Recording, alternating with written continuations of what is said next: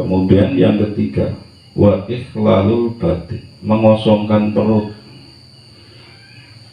Senang puasa, dengan puasa harapannya kemudian orang tersebut itu bisa mengendalikan syahwatnya, mengendalikan hawa nafsunya, mengendalikan kesenangan-kesenangan yang menjerumuskan pada kemaksiatan. Yang seperti saya katakan tadi, bahwa kemaksiatan ini yang menjadikan hati itu keras. Dan ini, nah sekarang ketika ada orang puasa tapi yang lain ngelakoni maksiat dong, tidak bisa mengendalikan hawa nafsunya, tidak mampu mengendalikan syahwatnya, apa artinya coba? Apa kira-kira bisa melunakkan hati? Kira-kira bisa ngelemes hati sing atos? Kira-kira bisa atau tidak?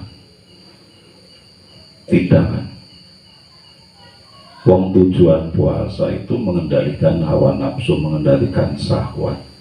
Yang syahwat ini ketika diikutkan, ketika dituruti, itu menjadikan hati keras. Kenapa? Ya karena syahwat ini kan penyebab dosa. Nah ketika puasa tidak mampu mengendalikan hawa nafsu, hanya menjaga diri dari tidak makan dan minum, sementara syahwat atau hawa nafsunya tidak dijaga, kan percuma tuh.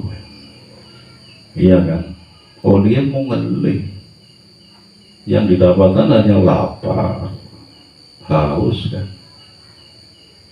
Sementara inti dari puasa tidak didapatkan. Mulanya sampai puasa ajib mawon tuh, rangkel mawon tuh, angel mawon kan. Itu karena puasanya besok ada. Makanya puasa itu harus dipelajari dengan baik dan benar. Inti atau tujuan puasa itu apa? Puasa itu kan tidak hanya menahan lapar dan haus, tapi apa? Menahan diri, mengendalikan diri dari mengikuti hawa nafsu, mengikuti syahwat.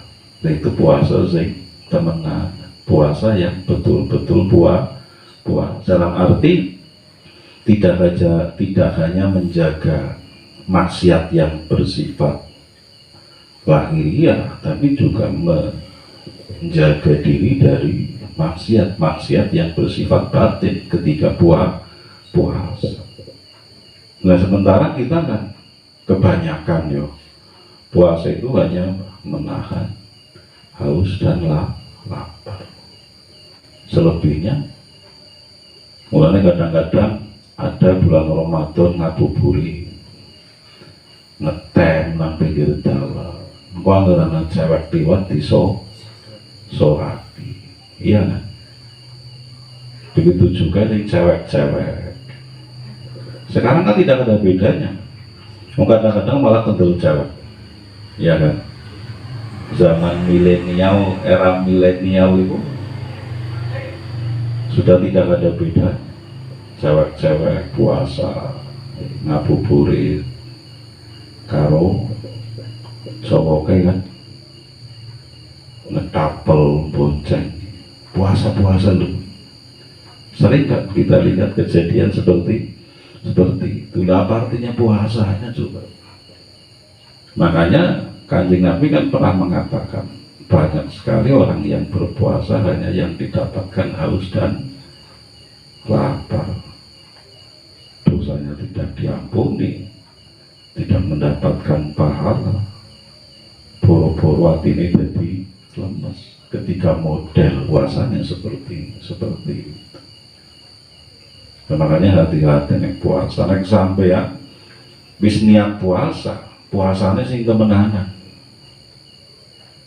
Maksud daripada nanti wis lapar, haus, orang uli apa ketika niat puasa, baik itu puasa sunat apalagi puasa wajib, gak sing temenanan sisa. Artinya tidak hanya menjaga diri dari makan dan minum, tapi juga menjaga diri dari hal-hal yang bisa membatalkan pahala puasa, itu maksiat atau mengikuti hawa nafsu. Kata baginda Nabi itu kan kalau di bulan Ramadan itu kan setan dibelenggu. Tapi kenapa ada saja yang maksiat, ada saja yang tidak puasa? Ya karena apa? Gusti Allah sudah membantu dengan membelenggu iblis setan sehingga tidak bisa menggoda manusia, tapi manusianya sendiri tidak mau membelenggu hawa nafsunya, sehingga ya seperti itu. Ngaku Islam bulan puasa tidak puasa, sing puasa maksiat. Itu karena tidak mampu, tidak mau membelenggu hawa nafsunya. Artinya puasanya itu hanya menahan diri dari haus dan lapar. Paham? Nah, mulanya sing senang puasa sunat, Senin Kemis, ketika sudah tahu di antara fadilahnya adalah meluluhkan hati yang keras, ya puasanya sing temenanan, sehingga benar-benar puasanya nanti apa? Bisa melunakkan hati yang keras. Jangan hanya sekedar menahan haus dan lapar. Tidak ada artinya nanti puasa, ya kan seperti itu. Rata-rata wong puasa ngoten, orang wong tua apalagi bocah, orang lanang orang watu, rata-rata puasa seperti itu. Yang penting orang mangan orang minum. Sementara perkara-perkara sing batal ganjarane puasa masa bodoh. Kadang-kadang ana sing gawe hukum gawe dalil dawe. Seumpamane siang tidak mau membicarakan keburukan orang lain karena takut pahala puasanya hilang. Tapi kemudian dia melakukannya malam dengan alasan puasanya kan siang, sementara malam tidak puasa. Itu namanya membuat hukum sendiri. Padahal menjaganya itu ya tidak siang, tidak malam. Menjaga diri dari kemaksiatan ketika puasa atau di bulan Ramadan atau puasa-puasa sunat itu ya tidak hanya di waktu siang tapi juga di waktu malam hari. Jadi jangan menyimpulkan hukum sendiri. Banyak kan awalnya kalem sok-sokan jadi wong sing soleh, sok-sokan jadi cawatun sing soleh, kalem orang gelem ngrasani wong, mendadak berubah kalem, pendiam, tidak banyak tingkah. Ada kan?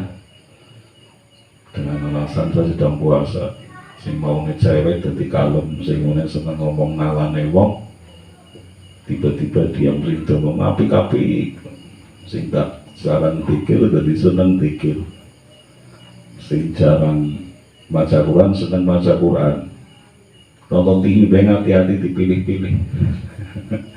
Bagaimana sing nopo membatalkan pahalanya puasa. Tapi ketika malam hari, waduh, jul-julan misalnya. Karena landasannya puasanya di siang hari, malam tidak puasa, sehingga sesuatu yang terpendam di siang hari dilampiaskan di malam hari. Ngerasa nih wong begadang sampai sahur isinya mau ngerasa nih wong dok bisa. Belum maksiat yang lain, dua artinya banyak yang seperti itu kan. Jangan seperti itu. Jadi yang ketiga itu apa tadi, mengosongkan perut, senang prihatin, senang puasa, nek madang mangan ya cek warga aja wis meyik-meyik nembeleren. Iya kan, kita kan kadang seperti itu, ketika enak wis mangan itu sampai perut itu nopo, seandainya masih ada ruang ya sih mangan, nafsunya ingin tapi perut sudah tidak kuat, Kadang-kadang kita berhenti makan kan karena itu. Sebenarnya masih ingin, tapi perut sudah tidak kuat. Itu elek-elek wong. Walaupun itu sesuatu yang halal, karena Kanjeng Nabi pernah mengatakan begini, elek-elek perut, seburuk-buruk perut itu perut yang penuh dengan makanan yang halal.